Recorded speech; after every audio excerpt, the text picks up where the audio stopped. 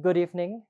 Gender differences are no longer a barrier for women in Sarawak to achieve success, including holding key positions in the state's development. Sarawak Premier Dato' Patinggi Tan Sri Dr. Abang Abdul Rahman Zohari Tun Dato' Abang Openg said the stigma that only men can be leaders and policymakers in the state no longer exists.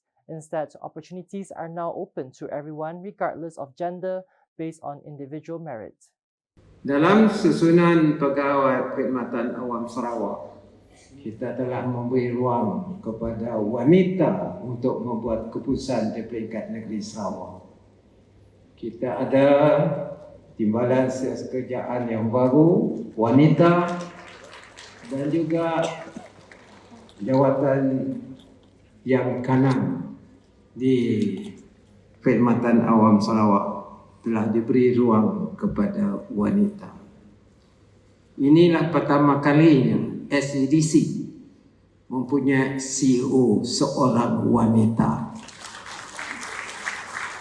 Sudah tentu sebagai badan yang penting dalam ekonomi negeri Sarawak, peranan wanita untuk menyebarluaskan pembangunan ekonomi kita. He made these remarks while delivering his speech at the International Women's Day 2026 celebration for the Borneo zones held in Kuching on Wednesday. He added that with the introduction of modern economic sectors such as green energy, hydrogen, the digital economy, aerospace, the creative industry, and high technology, the participation of women is also essential. Kita memerlukan jurutera wanita. Alhamdulillah, di JKA sekarang banyak jurutera wanita. Kita berkendakkan saintis wanita. Kita berkendakkan pakar data wanita yang akan menjadi pakar analitik, data analitik.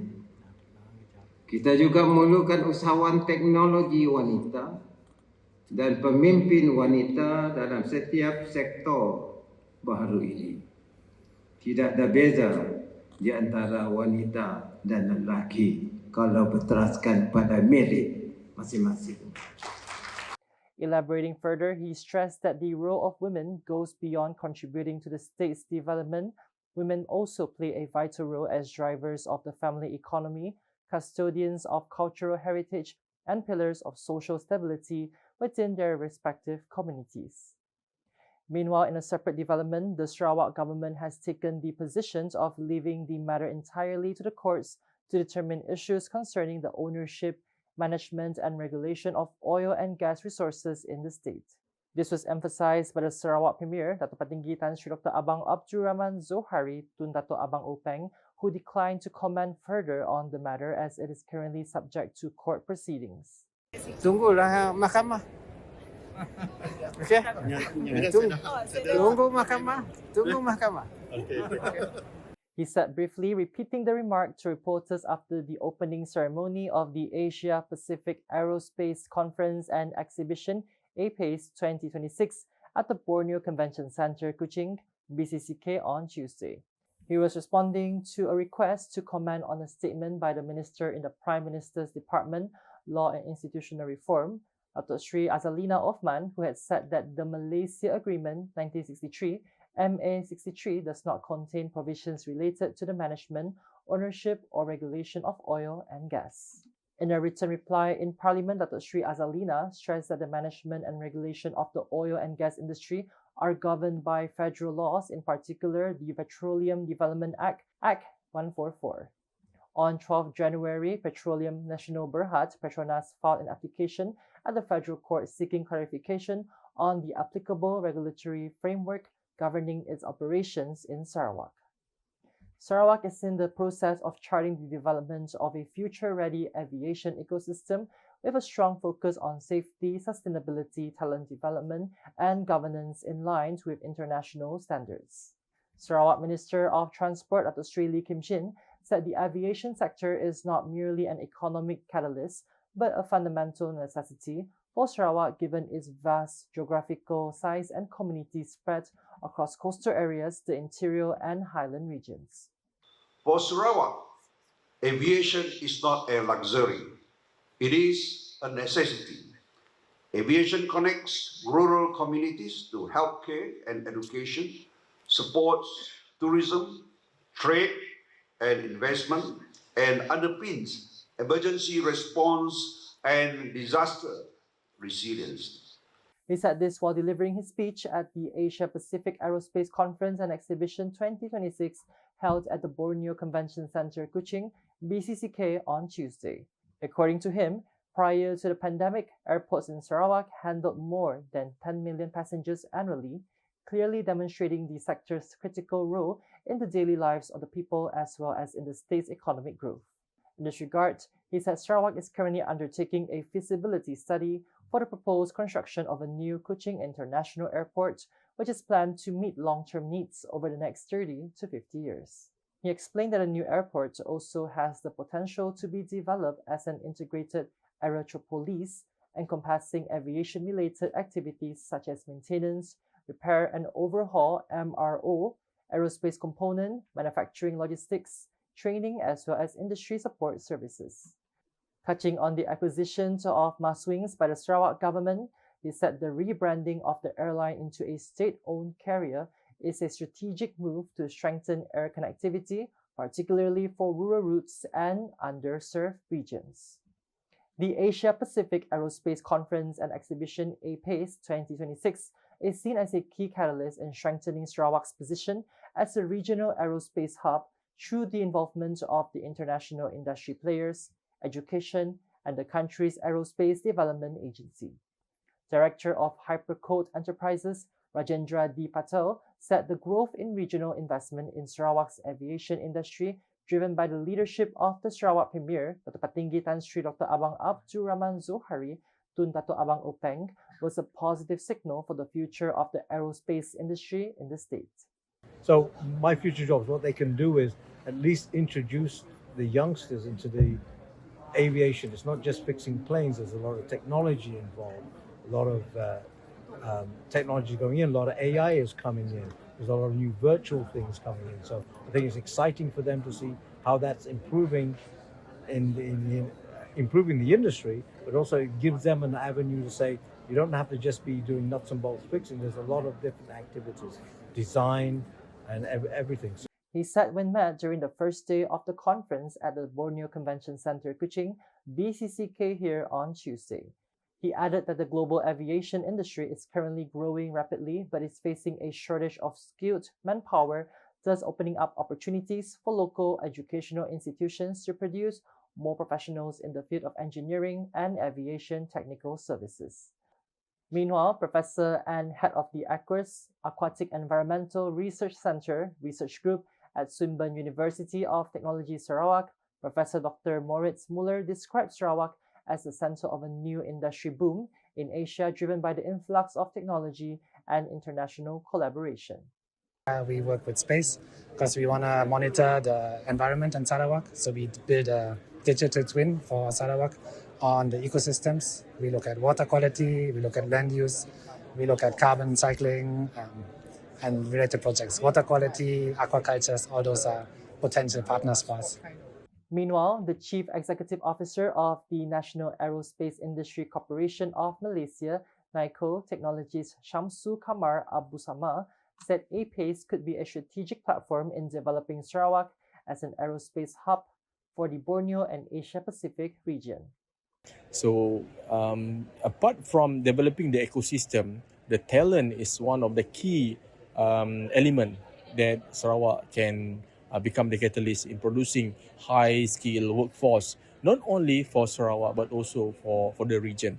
APACE 2026, which runs for 3 days, is not just an exhibition and conference platform, but also a strategic field that unites industry, academia, and government in building a sustainable and competitive aerospace ecosystem.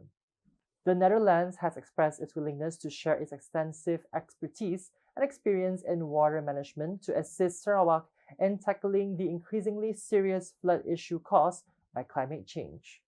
Dutch Ambassador to Malaysia Jacques Warner said the matter was discussed during his courtesy call On Sarawak, Deputy Premier Dato' Amar Professor Dr. Sim Kui Hian, with the main focus given to cooperation related to water management. According to him, the Netherlands is expected to ink a Memorandum of Understanding (MOU) on water cooperation with the federal government in the near future and propose that the scope of the same cooperation be expanded with the Sarawak government. And we have, in the centuries behind us, we have found a number of solutions that made us quite knowledgeable about water management issues. And this is this knowledge and this expertise and goods and services we'd like to share with Sarawak for the future so as to mitigate the floods. He said this when met by reporters after his courtesy call on Dato' Amar Dr. Sim at Wisma Bapat Malaysia, Petrajaya on Wednesday. Jacques added that Sarawak has experienced serious flooding incidents in recent years, including in Bintulu, Sibu, and several other areas, thus requiring a more comprehensive long-term approach.